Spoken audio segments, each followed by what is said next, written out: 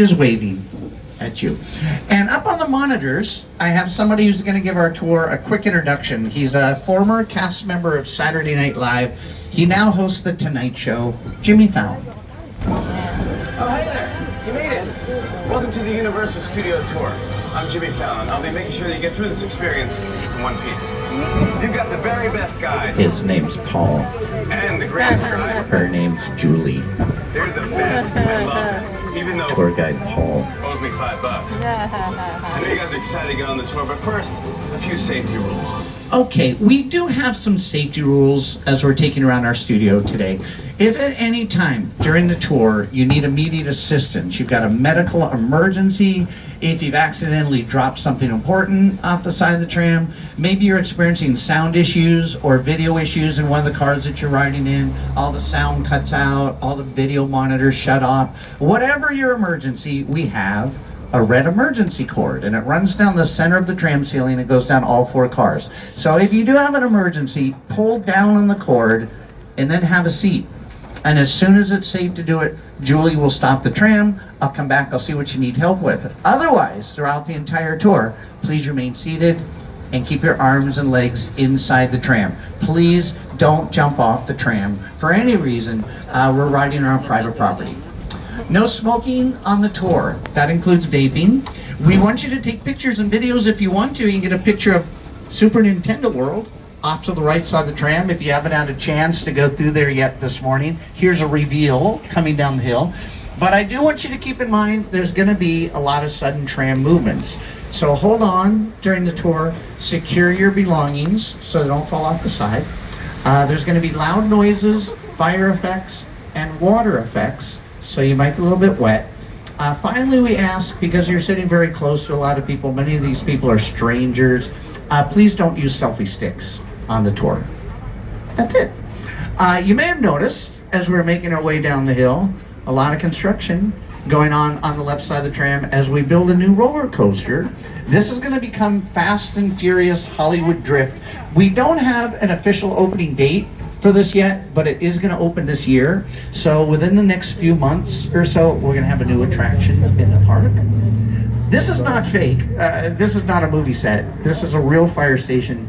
That means we have real heroes, not just actors and actresses. We've got real firefighters working on the lot out of Station 51. Universal Studios is part of NBC Universal, one of the world's leading entertainment companies, which includes Universal Pictures, Focus Features, Peacock, and NBC Television. This year, NBC is celebrating its 100th anniversary, from trailblazing radio and television to launching The Today Show, The Voice, Saturday Night Live, The Office, The Tonight Show starring Jimmy Fallon, and every beloved show in between. NBC has been the home of entertainment, news, and sports for an entire century, and we're celebrating the network all year long. I had to read that. They just gave that to me yesterday. I didn't memorize that yet. First soundstage we're going to be driving by on the tour is number 12, off to the left. This is now the oldest soundstage at the studio. 98 years old, this soundstage. It was built in 1928, and a lot of scenes for Frankenstein filmed inside the stage. So there's a poster for the film on the door. When they finished shooting Frankenstein and they took all the sets out of the stage, they then moved in sets for Dracula. And that's where they built the inside of Dracula's castle. They built the laboratory for Frankenstein where he created the monster, and both of those sets can be seen up on the monitors. Frankenstein's laboratory, Dracula's castle. All of these movies filmed in stage 12.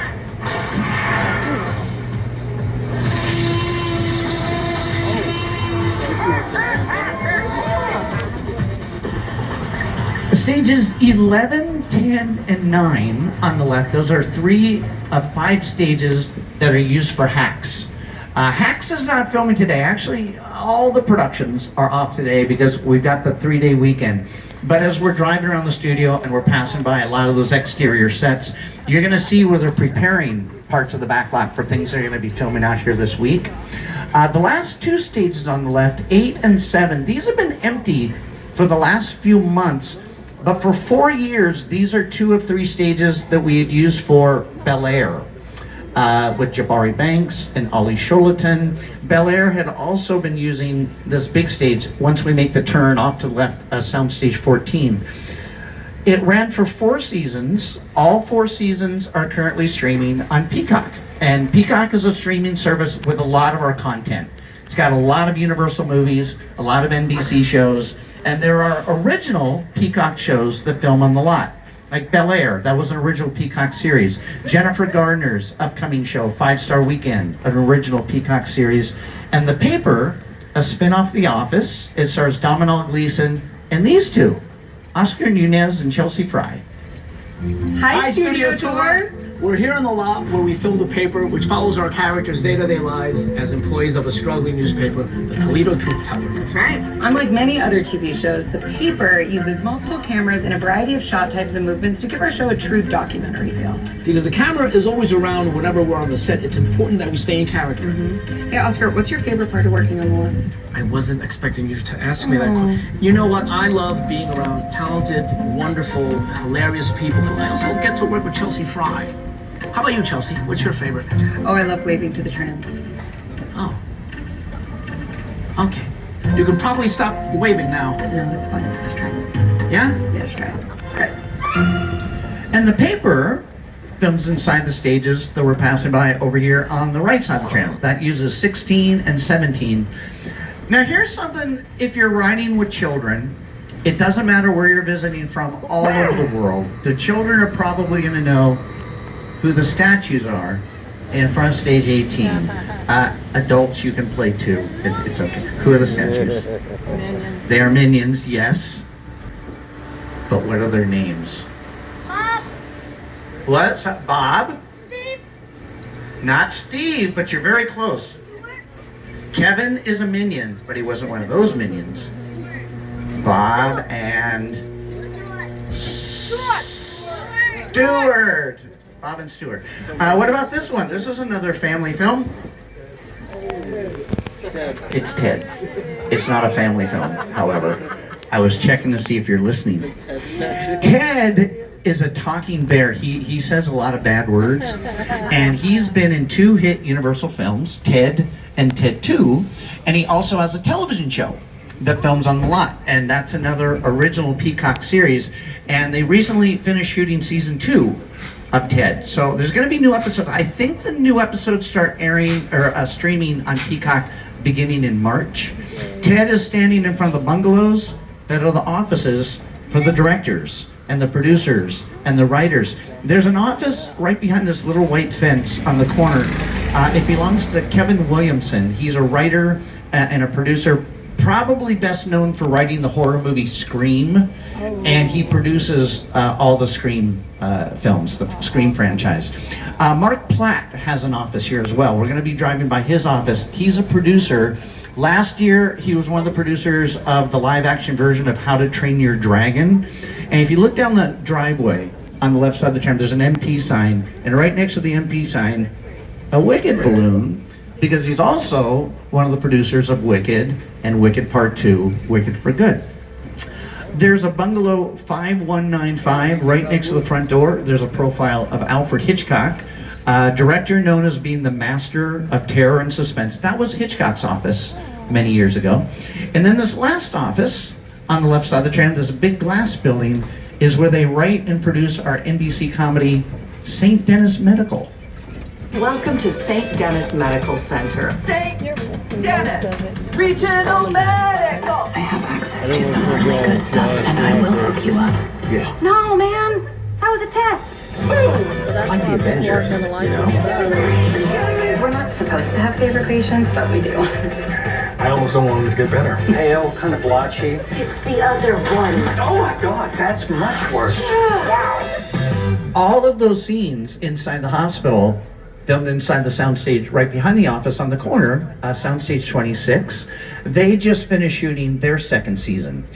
Now we're passing by some sets on the left where there's some activity getting ready this week. You can see some picture cars, and I'm not going to talk about it yet. I'm not going to ignore it. I'm going to get to this later, because right now I want to talk about the building on the right side of the tram, because this is the entrance to Skull Island. This is where King Kong lives.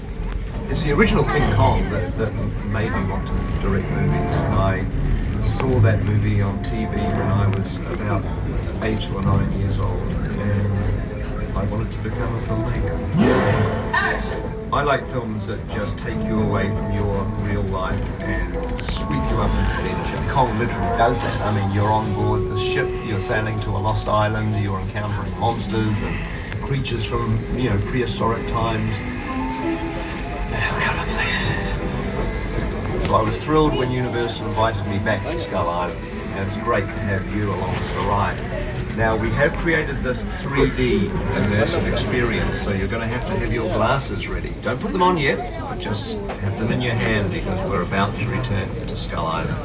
All right, everybody, adventure lies ahead. So remain seated, hold on to your belongings, put on your 3D glasses, and hang on. We're driving right through Skull Island. The island.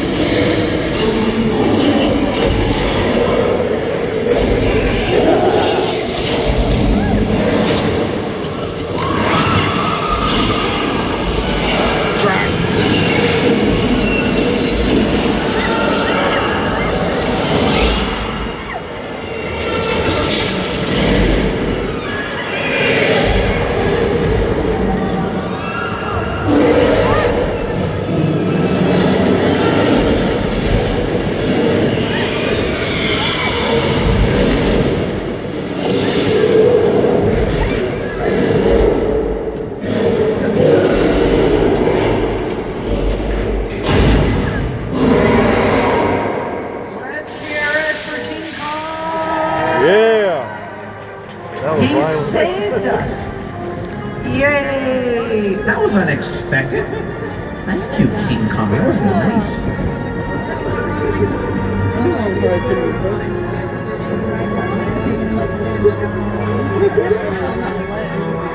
When we were pulling into the building, I was playing a video of Peter Jackson, who gave the attraction an introduction.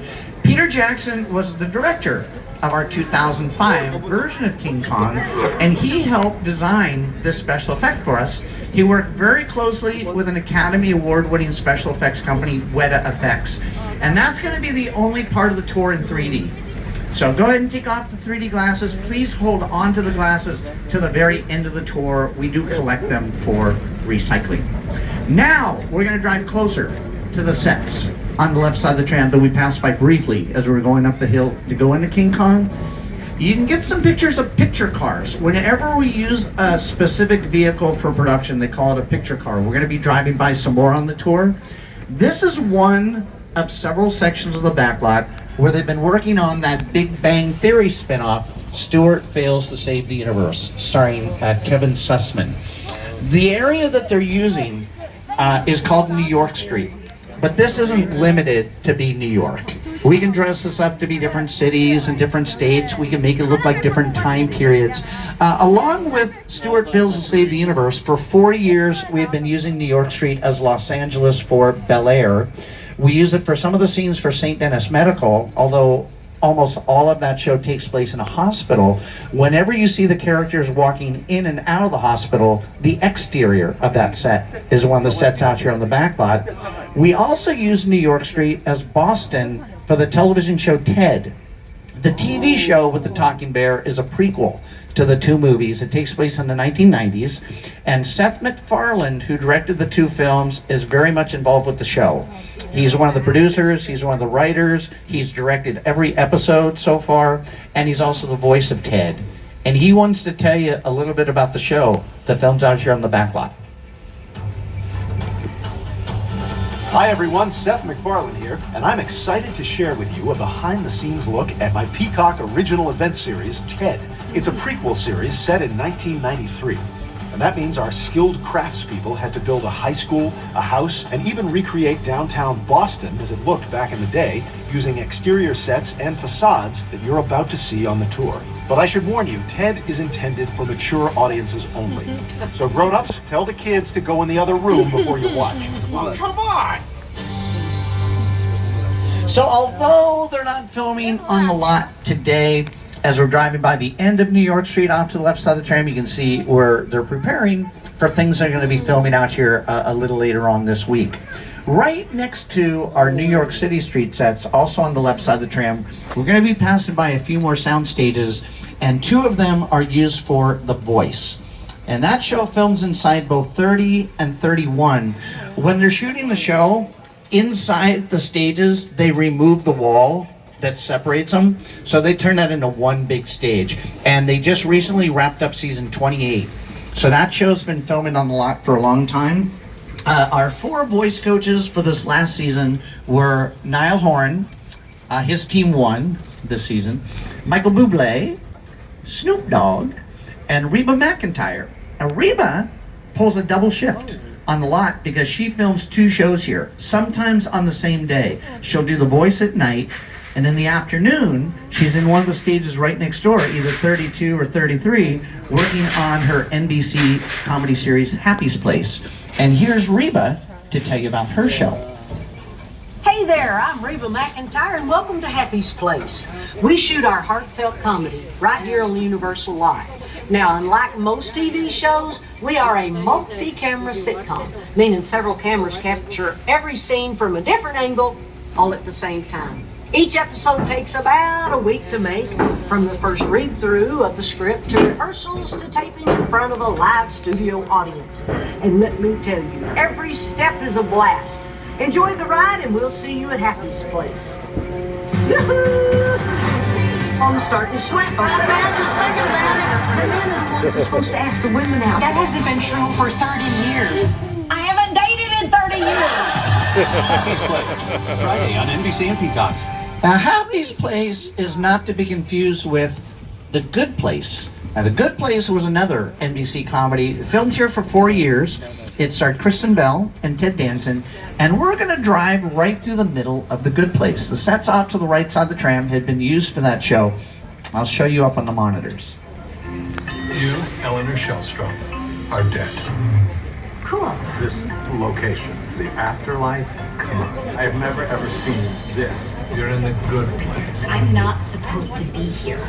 I'm going to pause this for a second.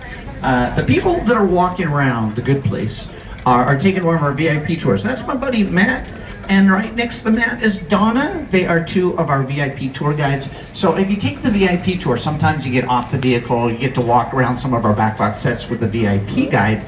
We're not going to be getting off the tram, but we do stop in front of some of the sets, gives you time to get some pictures. I'd also stop this scene because over here on the left side of the tram, the set on the corner with the 2 blue doors and the red trim around the windows, it's where they filmed this. I can't risk going to the bad place. Well, maybe it's not all that bad. How can I help you? What is the bad place like? Well, it doesn't sound awesome. This is actually a section of our backlot called Little Europe, and some of these sets are over 100 years old.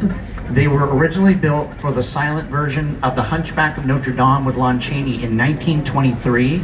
You can also see these sets in Frankenstein, Dracula, The Wolf Man, The Mummy, The Invisible Man. Whenever you would see a scene in one of those movies with a big mob of angry villagers with torches and pitchforks, they're marching through a village looking for a monster. They filmed in Little Europe. Listen now, the monster. He's in the woods. Get out of the black house.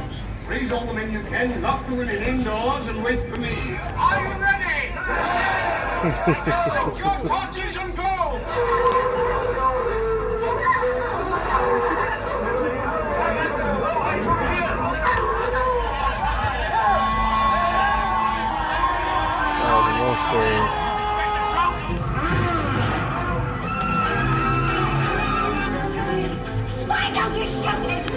These sets are still used for productions. This is another part of the backlot that's used for Stuart Fails to Save the Universe, that Big Bang Theory spin-off. Now at this point, we're past the halfway mark of the tour. We've got about 15, maybe 20 minutes left of the trip. Whenever we get to the halfway mark, we always give everybody on the tram a reminder of our safety procedures. We want to make sure everybody stays safe. Please don't jump off the tram for any reason. If you have an emergency, a medical emergency, if you've dropped your phone off the tram while taking a picture or can't wait till the end of the tour to use the restroom, just pull that red cord above you, have a seat, we'll stop. I'll come back, I'll see what you need help with. The western town that we're passing by over here on the right side of the tram, Quentin Tarantino had used for Once Upon a Time in Hollywood. In the film, Leonardo DiCaprio's character is an actor. He's guest starring on a Western television show, so they shot all the Western scenes out here. But when they were filming, we weren't allowed to say what it was. We couldn't say who was starring in it or who was directing it. Quentin Tarantino wanted it to be a secret. That's not uncommon. A lot of times when they film things on the lot to avoid us pointing out spoilers, they don't want us to say what it is until a film is ready to be released. We've got a billboard coming up on the left side of the tram. Amity Island welcomes you. And amity is a word that means friendship. You can see the billboard up on the monitors here as well. We had to close Amity Beach for a little bit because of the shark attacks. We have captured a shark, and we have it hanging on display in front of the hotel on the right side of the tram. Yeah. Even though we've captured the shark, they still don't want us to reopen the beach because there's another one. There's a bigger shark still lurking in the water. So we're gonna drive across the dock. We're gonna get to the other side of the beach. Something's going on in front of the boat. Hey, this beach is closed. There's a shark out there. You all right? The shark ate him. Yay! This is a really old dock that we're driving over. Everybody please remain seated while we stop behind the barrels filled with gasoline. The shark took the dock.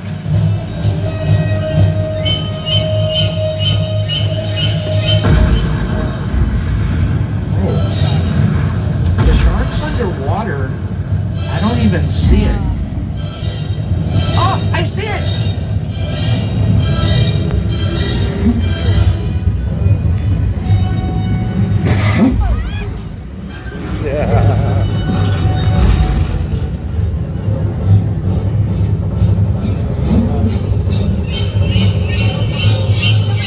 That's why my seat has a window. That's not fair. That's a perk. We were just attacked by Jaws. This attraction became part of the tour in April of 1976. So in 3 months, this is going to turn 50 years old. The movie came out in 1975. It was directed by Steven Spielberg. The mechanical shark that just jumped up next to us is not the shark that Steven Spielberg used in the movie. Our shark works better than his. When they were filming, they built 3 full-size mechanical sharks, and none of them would work. They kept breaking, they kept malfunctioning. The movie went way over budget. It took a lot longer to film than it was supposed to. It costs a lot more to film than it was supposed to, just because of the problems with the shark. But the movie made its money back. In the 1970s, that became the highest grossing movie of all time. We're gonna stop the tram for a moment for a photo opportunity in this village, because out here, we're gonna demonstrate some very simple weather effects. On the left side of the tram, we're gonna start flashing strobe lights, because on film, that's gonna look like lightning. And hidden in the trees, there are sprinklers. And we're gonna turn on the sprinklers, that's gonna create the effect of rain. Watch how easy it is to create a storm whenever we need it on a movie set. The problem that we have with this special effect, we do it all day. Every time a tram stops here, it starts to rain. So the water's recycled, but the set's built on a hill. And over the course of the day, a lot of that water builds at the top of the hill until it overflows. And at that point, all the water rushes down at once and it creates a flood. And there's been a couple times the flood has hit one of the trams as we're driving through. This morning, you're on that tram. So be careful if you're sitting on the left side, there's a flood coming.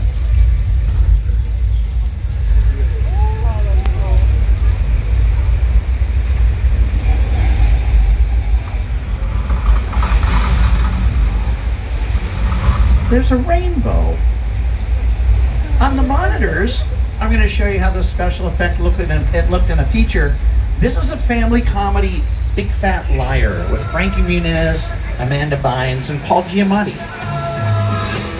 You can't outrun the wolf, kid! Yeah, we'll see about that. Hang on, funny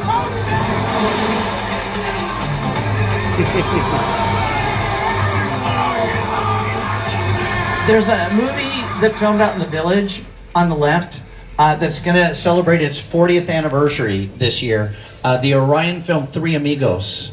Steve Martin, Martin Short, and Chevy Chase. We're going to drive by Jaws again.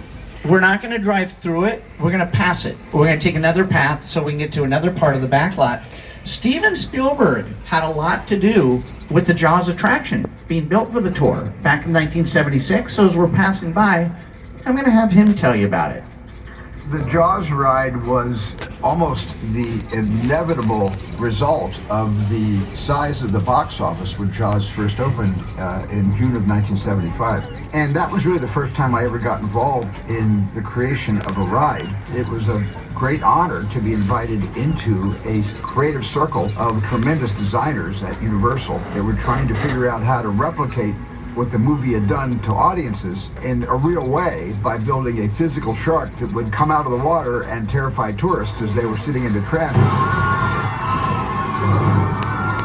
And the most amazing thing about the Jaws ride is it is exactly as it was from the time it was first placed on the Universal lot. There have been tweaks, of course, over the years, but it is essentially what the designers and myself all envisioned and created.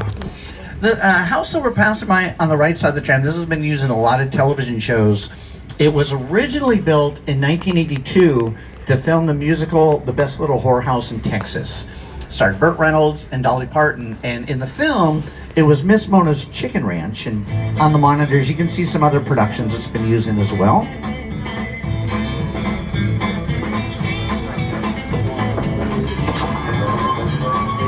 We have a whole neighborhood of houses on our backlot for movies and television shows. There's a lot of commercials that film out this part of our backlot. It's called Colonial Street.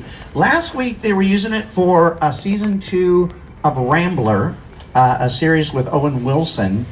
And this is also the neighborhood where Ted, the talking bear, lives. He lives with the Bennett family in the second house on the right side of the tram. Right now the house is painted white for new production, but on Ted it's blue. And up on the monitors, I'm going to show you a quick scene from the show involving this set. This is from last season's Halloween episode. Let the festivities begin. How many we got? Well, let's see. We got 20 cartons. Fantastic. Do you think we're getting too old for this? Oh, come on, Johnny, we're doing a public service here. If a kid leaves the house in a less than stellar Halloween costume, he's got to get the bad news before he makes a fool of himself all over town. We're Samaritans. Did anybody recognize that Ted lives in the same neighborhood as the Desperate Housewives? For 8 years, this street, Colonial Street, was Wisteria Lane on that ABC Touchstone series. And since it's a cul-de-sac, we loop around at the end of the street. We'll drive right past those houses again. So if you're a fan of Desperate Housewives, you get some more pictures. And up on the monitors, this is how it looked on that show. Here's Wisteria Lane. If there is one thing everyone in suburbia can appreciate, it's a good neighbor. For 4 years, this neighborhood was used for the Netflix series Never Have I Ever, which was created by Mindy Kaling. The main character on Never Have I Ever, Davy, lived in the same house as Susan. So up on the monitors, Terry Hatcher's character, Susan, is coming out of the front door of the yellow house over here on the right side of the tram. And that's the same house where Davy lived, and Never Have I Ever. Right next door to Susan and Davy is a pink house on the corner. As we start to make the turn, that's where the Munsters lived. In the 1960s, that set was dressed up to look a lot creepier. It was 1313 Mockingbird Lane. And you're going to be able to see that house featured quite a bit in a new show called The Burbs. And on The Burbs, they use that as the murder house. It's painted red on the show. And that begins streaming on February 8th, so a little less than 3 weeks. The series stars Keke Palmer. It's going to be on Peacock, and it's loosely based on a 1989 movie that starred Tom Hanks with the same title, The Burbs. The movie all takes place in one neighborhood. That neighborhood was Colonial Street. So for the television show, they're using the same sets that they used in the film. Colonial Street was also in Casper with Christina Ricci. A lot of music videos, commercials, as well as Desperate Housewives. Back in the 1970s, that's the street where all the frat houses were in our hit comedy Animal House. Oh no.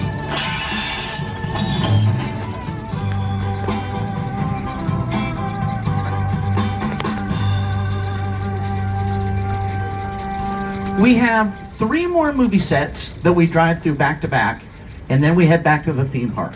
So we're almost home, just a few minutes left, but we're still riding around private property. So one final reminder, if you do have any emergency before we get back to the park, don't jump off the tram. Pull the cord above you, have a seat. We can stop the tram. I'll come back. I'll see what you need help with. We want to make sure you stay safe. Don't jump off the vehicle. When we're doing a movie or a television show, and there's a very specific vehicle that they're using, they call it a picture car. And we were passing by the area where they've been doing Stuart Fails to Save the Universe. There were some military vehicles parked on the street. We're going to be driving by a series of picture cars. Picture cars don't need to work. They don't have to have engines. They just need to look real when they're filming them. And coming up on the right side of the tram, we have one of Magnum PI's red Ferraris. We have some vehicles from Back to the Future and Back to the Future Part 2. On the left side, vehicles from Jurassic World, Jurassic Park, the Flintstones, one of Dominic Toretto's cars from the Fast and Furious films, a Bumblebee from Paramount's Transformers. These picture cars were abandoned by the original owners. All of them disappeared very shortly after they checked into this motel. This is the Bates Motel from Psycho. It's run by Norman Bates. Norman lives in that creepy house at the top of the hill. That's the guy. That's Norman Bates. He's gonna come at us. Norman is always very busy because he runs this motel all by himself. He's helping a guest check in right now. And we've stopped the tram on purpose to give you time to get some pictures of this set. You get a picture of the Psycho house, you get a picture of the Bates Motel, you get a picture of Norman carrying a dead what? Why would he do that in front of us? That's awkward. Norman Bates, good morning. Everybody on the tram was watching you put a body in the trunk, and if you look, these people have cameras on their phones. You have a knife. I didn't take pictures. In car number 3, they're far away from me. They probably took some. That was close. Norman, that was a joke. Don't say. Get the golf cart following. They're trying to get a free tour. Get the golf cart. Norman Bates lives with his mother in the house on the left side of the tram. The movie Psycho was directed by Alfred Hitchcock. Not only directing Psycho, but a whole bunch of suspenseful films like Vertigo, Rear Window, North by Northwest, and The Birds. Behind Norman's home in the backyard, an airplane has crashed. But Norman Bates didn't have anything to do with this. Aliens are responsible. This is all a set that was built for Paramount's War of the Worlds, directed by Steven Spielberg. An airplane crash site set is a perfect example of a set that is all designed around a vision that Steven has.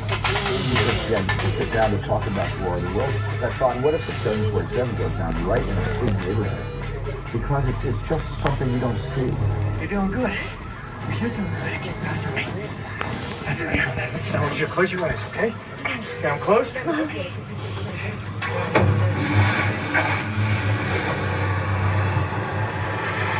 Robbie, get in.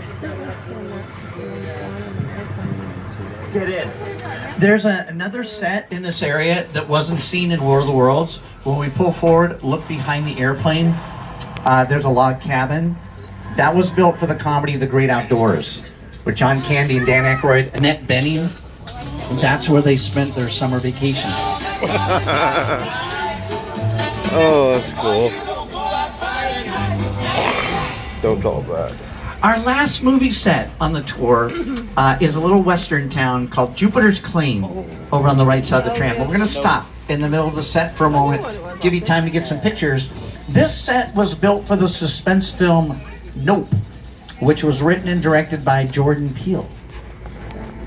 Movie magic only happens when a team of collaborators, often in the hundreds, work together to take an impossible notion and bring it to life. This is Jupiter's Claim, a nostalgic, small-time Southern California amusement park owned by former child star Ricky Jupe Park.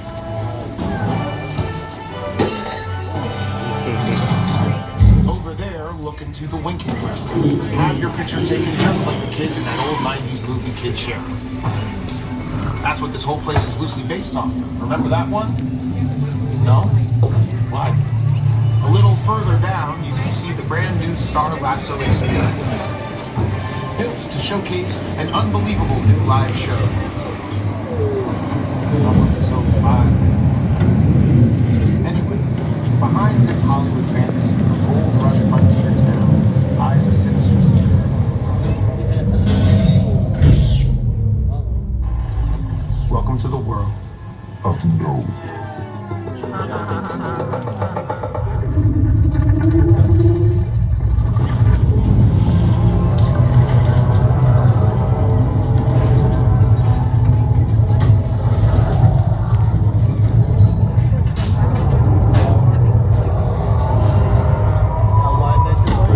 Since Nope is a science fiction film, there were a lot of special effects added. So when they're filming the movie, throughout the set and behind the sets, they had constructed big blue screens and big green screens, so later they could add the computer effects to where the screens were placed. Behind the Jupiter's Claim set, on the right side of the tram, there's a huge blue backdrop, and that's used for shooting special effects sequences. In front of that backdrop, there's a large concrete pit. Now let's say we're doing a scene in a movie or show, and somebody's in the middle of the ocean, or they're in a lake. We fill that big pit with water, and we can conveniently shoot those scenes out here on the back lot. Up on the monitors, I'm going to show you some examples. Back in 1960, the concrete pit was filled with water, and it was a swamp where Norman Bates disposed of the bodies in Psycho. Oh, nice. But the backdrop wasn't built until 1987 to create the look of the Bahamas in Jaws the Revenge. And I'm going to pause this for a second. In that shot, all the clouds in the background were painted on the backdrop because in 1987, they weren't really using a lot of computer effects yet. The boat is just a few feet in front of the backdrop, but the way that they filmed it, it looks like it's in the middle of the ocean. Then a couple years after Jaws: The Revenge, Sam Neill fought a dinosaur out there in Jurassic Park 3. They blew up a miniature house in front of the blue screen for Hulk. And here it is for the finale of Apollo 13 where the space capsule lands in the ocean. Again, for that shot, the clouds were painted on the backdrop. The space capsule is landing in the background. That's a model. It's a little space capsule and little parachutes, and they dropped it from a helicopter right in front of the actors. And the way that they filmed that, it looks like it's way off in the distance. When Tom Hanks, Bill Paxton, and Kevin Bacon get out of the full-size space capsule, shot in the same area. Tom Hanks also did some scenes for the Warner Brothers film Sully out in that part of the backlot. Jim Carrey walked on water there in Bruce Almighty. And Oh Brother, Where Art Thou with George Clooney. Those are all scenes that filmed out there on the lot. So now we're taking the tram back to the theme park where you can continue your movie making experience by going on the rides that are based on hit movies and shows. We have the Simpsons ride, Transformers ride, Jurassic World, The Secret Life of Pets Off the Leash, and a little bit later this year, Fast and Furious Hollywood Drift, our new roller coaster. Also in the theme park, the Wizarding World of Harry Potter and Super Nintendo World. If you haven't done it yet, while you're in the park, we highly recommend that you download the Universal Studios Hollywood app because that's going to give you information on today's park hours, the wait times for the rides. We also have mobile food ordering on the app. If you want to purchase any of the NBC Universal movies or shows I've been talking about throughout the trip, you can visit the website universalpicturesathome.com. And at universalpicturesathome.com, you can find information on any of the titles that are scrolling up on the monitors, or you can also ask at any of our retail stores. As we pull back to the unloading area, take a look around. Make sure that you have all of your personal belongings with you. We don't want you to leave anything important behind, so gather up your stuff. We do recycle the 3D glasses